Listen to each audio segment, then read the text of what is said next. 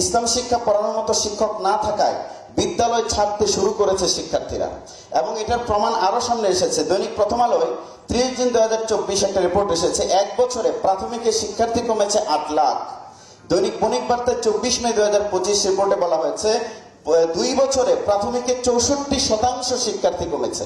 এখন আপনারা চিন্তা করুন, 2 বছরে যদি 64% হয়, তাহলে আর 2-3 বছর গেলে সেটা কোথায় দাঁড়াবে? আমাদের সামনে প্রশ্ন হলো, এই বাচ্চাগুলো যাচ্ছে কোথায়? সেটার একটা রিপোর্ট যে এই বাচ্চাগুলো কোথায় যাচ্ছে। দৈনিক বণিক বার্তায় 9 মে 2025 একটা প্রতিবেদনের শিরোনাম ছিল, দেশের সবচেয়ে দ্রুত বর্ধনশীল শিক্ষা ব্যবস্থা এখন কৌমি। এই শিরোনামে দেখানো হয়েছে শুধু বেফাকে 1 বছরে ছাত্র বেড়েছে 55%।